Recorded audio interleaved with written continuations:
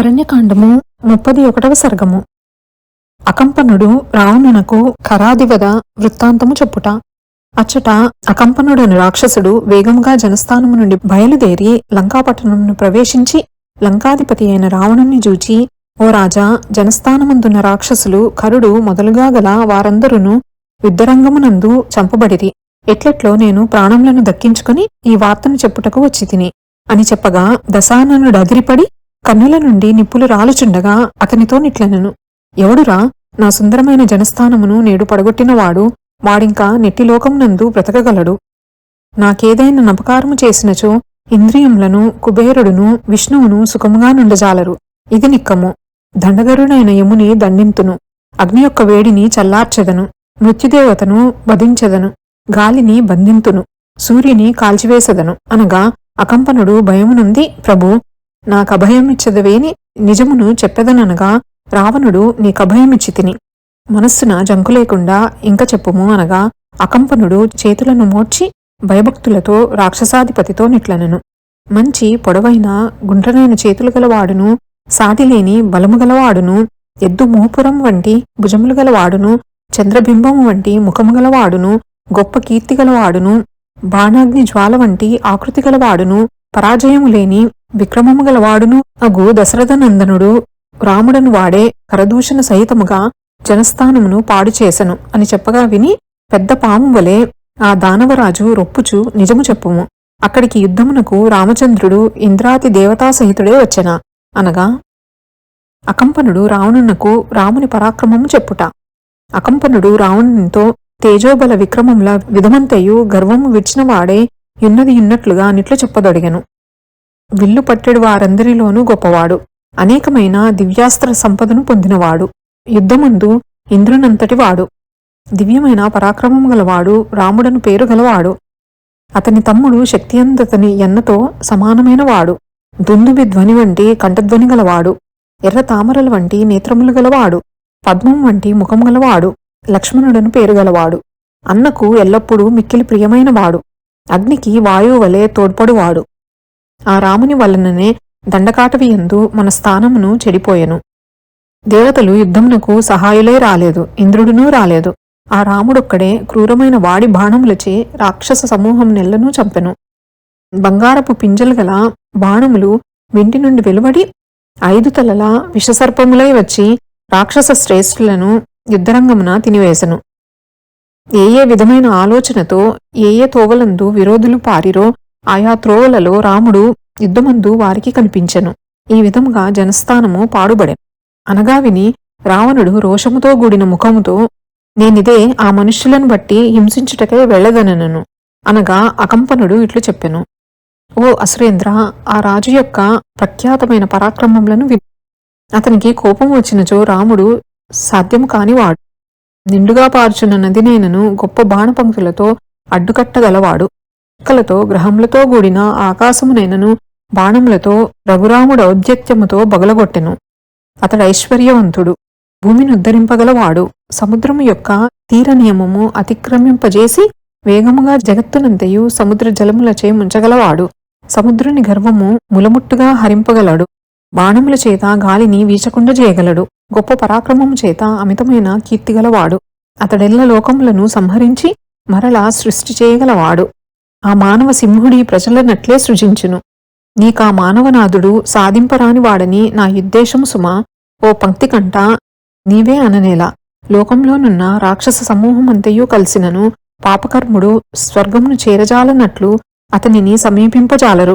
ఆ రాజును చంపునుపాయమును పరిపూర్ణమైన మనస్సుతో వినుము చెప్పెదను. అకంపనుడు రావణునితో, సీతాపహరణమే రామవధకుపాయమని చెప్పుట. ఓ రాక్షసరాజా, ఏమని చెప్పుదును? రఘురాముని భార్య సీత, ఆమె త్రిలోకసుందరి, గజగమనము గలది, యవనముతో నొప్పుచున్నది, అనేక రత్నభూషణములు ధరించినది. ఆ సింహమధ్యకు సాటి అయిన వారు భూమియందు లేరు సుమా. దేవతలయందుగాని, గంధర్వులయందుగాని, అప్సరసలయందుగాని, రాక్షసులయందుగాని జానకితో సమానమైన స్త్రీ లేదనగా ఇంకా మనుష్యకాంతలందు చెప్పనేలా. దేవేంద్రునితో నతులు గున్నవాడా, ఆమెను నీవిచ్చటకు తీసుకుని వచ్చినచో కాముకుడగు రాముడు భార్యనడ బాయుట వలన కలిగిన సంతాపాగ్నియందుపడి మృతి చెందుననగా, ఆ మాటలను విని రాక్షసరాజిట్లనెను. రావణుడు మారీచుని చూడనేగుట. కానిమ్ము అకంపన, నేను తెల్లవారుచుండగనే వెళ్ళి భూపుత్రిని తెచ్చెదను. నీవింక సంతోషముతో బొమ్ము అని పంపి రాక్షసరాజు సూర్యుని వంటి తేజస్సుచే సాటిలేనిదియు గాడిదలు కట్టినదియు శుభ్రముగానున్నదియునగు రథం మీద తానొక్కడే సూతునితో గూడనెక్కి కూర్చుండి బయలుదేరెను. ఆకాశమార్గమున వెళ్ళుచున్న ఆ రథమప్పుడు మేఘముల మధ్యమందు ప్రకాశించుచున్న చంద్రమండలమన్నట్లుండెను.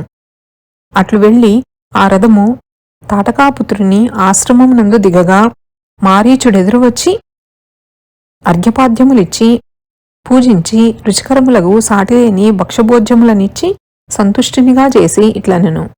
రాక్షసరాజా, క్షేమమే కదా? రాక్షసులందరూ క్షేమంగానున్నారా? నీవింత తొందరతో నిచ్చటికి వచ్చుటచే ఏమియో పని కలదేమోయని మనస్సునందు సంశయము కలుగుచున్నది అను మాటలను ఆలకించి రావణాసురుడిట్లనెను. తండ్రి, రాముడను మనుష్యుడొక్కడు రాక్షసకోటుల ప్రాణములు యుద్ధ నైపుణ్యముతో తీసి జనస్థానమునంతయు పాడుబడజేసెను. అతని భార్యను అపహరించుటలో నీవు నాకు సహాయపడుము. ఆ విధముగా అతనిపై పగ తీర్చుకొందును అనగా, మారీచుడు రావణునకు శ్రీరాముడితోడి విరోధము వలదని చెప్పుట. మారీచుడిట్లనెను, ఎవడురా నీకు అనుకూల శత్రువై జానకిని గూర్చి చెప్పినవాడు? ఎవడురా నీవు చెడిపోటకు ఎదురుచూచుచున్నవాడు? భూపుత్రిని దెమ్మని చెప్పినవాడు నీకు మేలుకోరు వాడు కాదు సుమా. ముల్లోకములేలు వాడవైన నీకు లోలత్వముచే శృంగభంగము చేయతలబెట్టిన వాడెవ్వడు? ప్రసిద్ధమైన విషసర్పము యొక్క కోరలు పెరుకుటకు నిన్నెవడు ప్రేరేపించెను? ఇట్లు నిద్రించుచున్న నీ తలనెవ్వడో తన్నెను సుమా.